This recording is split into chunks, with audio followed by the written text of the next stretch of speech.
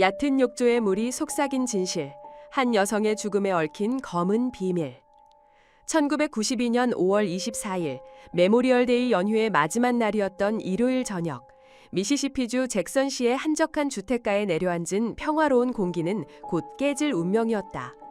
그날 밤 39살의 간호사 게일 모스비가 자신의 집 욕실에서 싸늘한 시신으로 발견되었다. 그녀를 발견한 것은 걱정스러운 마음에 집을 찾았던 이웃이었다. 문을 열고 들어선 욕실의 광경은 비현실적이고도 섬뜩했다. 게일은 벌거벗은 채 욕조 안에 누워 있었다.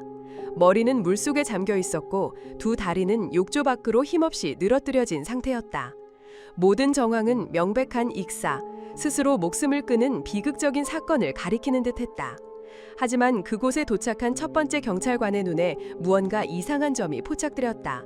바로 욕조의 수위였다. 물은 어이없을 정도로 얕았다. 성인 여성이 고의로 익사하기에는 턱없이 부족해 보이는 깊이. 그것은 마치 사건의 진실을 가리려는 듯 얕은 물밑에서 꿈틀거리는 어두운 비밀의 첫 번째 속삭임과도 같았다.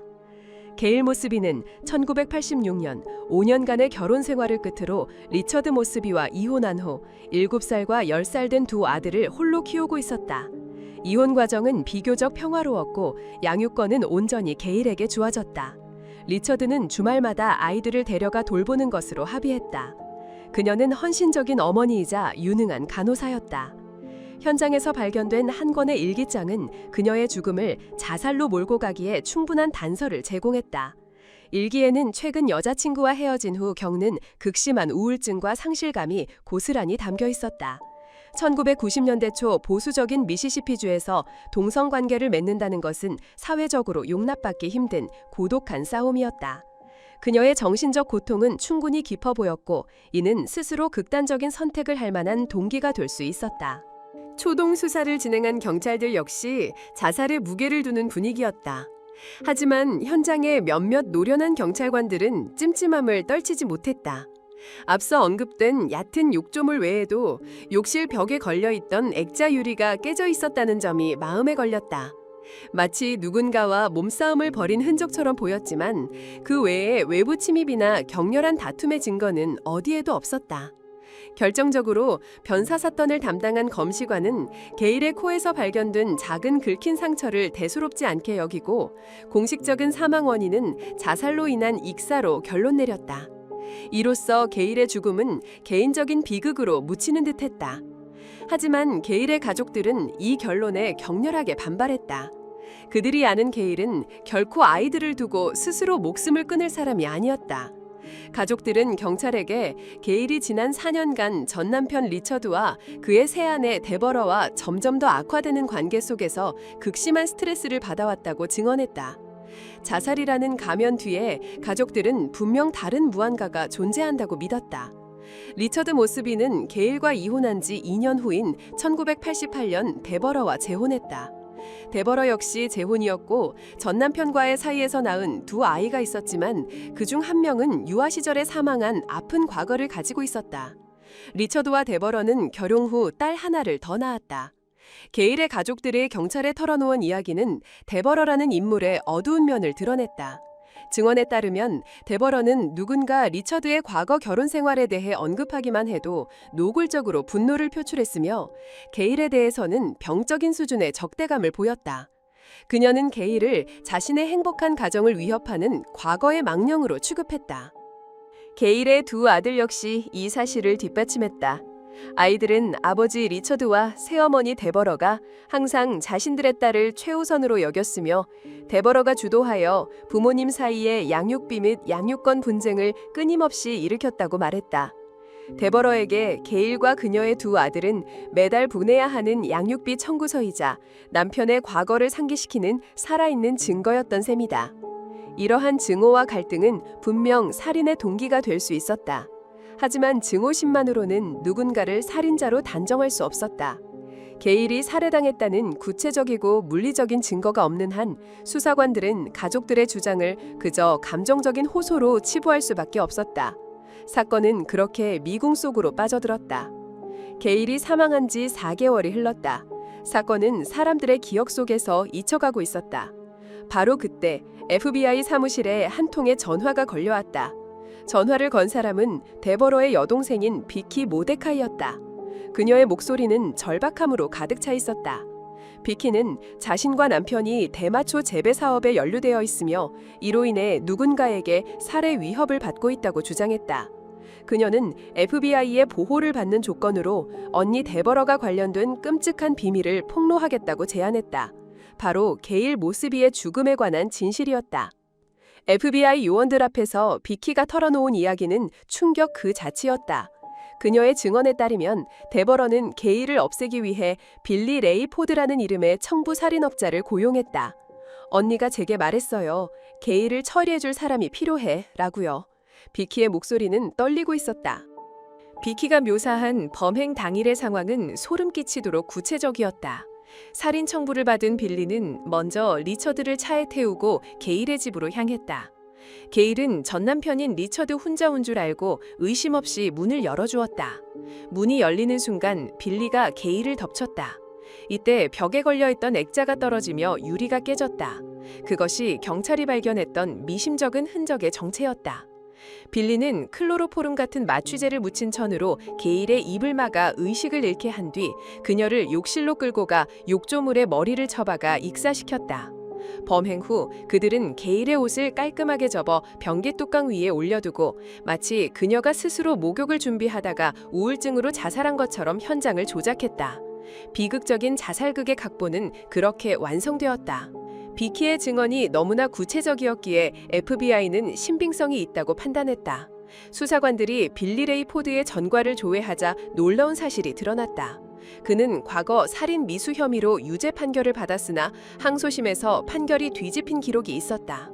데버러와 게일의 뿌리 깊은 갈등 관계 그리고 청부업자의 전과 기록은 비키의 증언에 강력한 힘을 실어주었다. 경찰은 마침내 게일 모스비의 죽음에 대한 공식적인 살인 수사에 착수했다. 경찰은 비키에게 도청 장치를 부착하고 리처드 부부와 대화를 나누도록 지시했다. 이것은 결정적인 증거를 확보하기 위한 위험한 작전이었다. 녹음된 대화에서 데버러는 빌리를 안다는 사실은 인정했지만 살인을 청부한 것은 아니라고 부인했다. 그녀는 빌리에게 돈을 준 것은 맞지만 그것은 게일에게 겁을 주거나 폭행해서 다른 곳으로 이사가게 만들 목적이었을 뿐이라고 주장했다. 죽이라고 한 적은 없어. 그냥 겁만 주라고 했을 뿐이야. 이것은 명백한 거짓말일 가능성이 높았지만 이 발언 하나만으로도 데버러와 빌리가 게일의 사망 현장에 함께 있었다는 강력한 정황 증거가 확보된 셈이었다. 이어서 경찰은 데버러의 통화 기록을 확보하는 데 성공했다. 통화 기록은 거짓말을 하지 않았다. 게일이 사망하기 몇 달 전부터 데버러와 빌리 레이 포드는 수십 차례에 걸쳐 통화한 기록이 남아 있었다. 둘 사이에 긴밀한 관계를 입증하는 명백한 증거였다. 수사의 그물망이 점차 좁혀오던 중 수사관들은 또 다른 소름 끼치는 사실과 마주하게 된다. 데버러의 전 남편이 경찰에 연락해온 것이다. 그는 과거 데버러와의 사이에서 낳은 아이가 욕조에서 익사한 사건이 있었으며 당시 데버러가 그 아이의 죽음을 다른 자녀의 탓으로 돌리려 했다고 제보했다. 수사관들은 경악했다. 한 여자와 관련된 두 건의 욕조 사망 사건.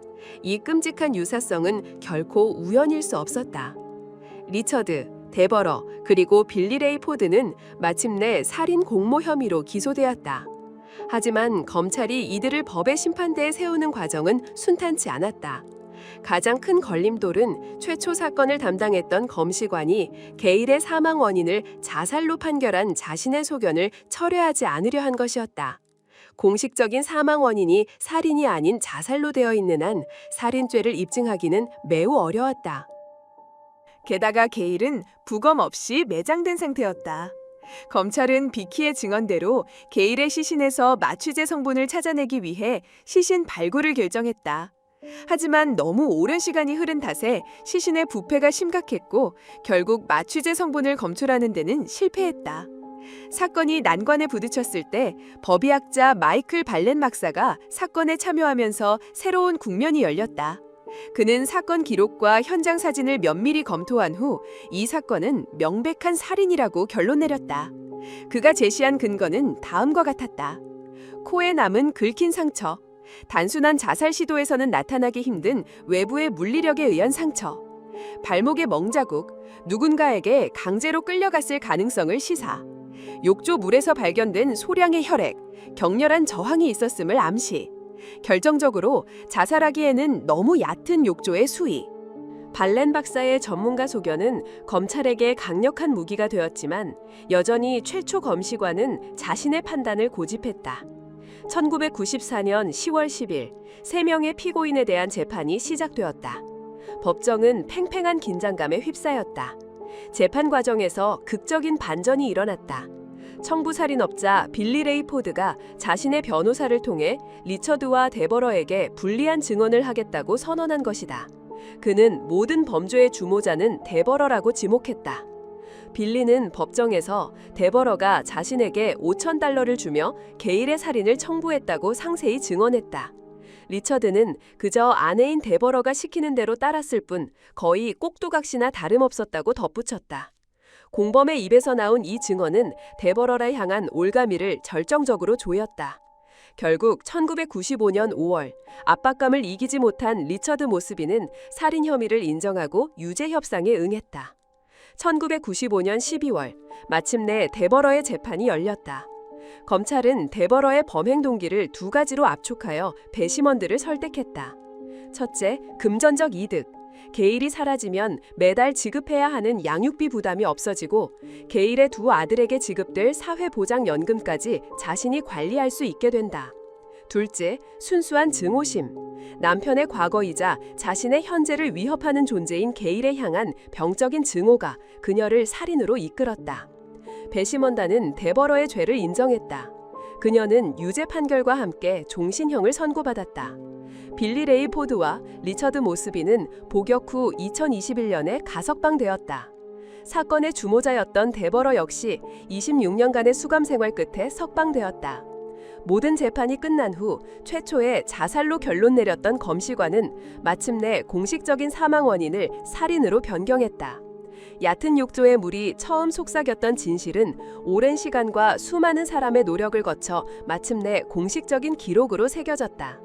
그것은 비극적으로 생을 마감한 게일 모스비와 그녀의 억울한 죽음의 진실을 믿고 싸웠던 가족들에게 뒤늦게나마 찾아온 정의의 실현이었다.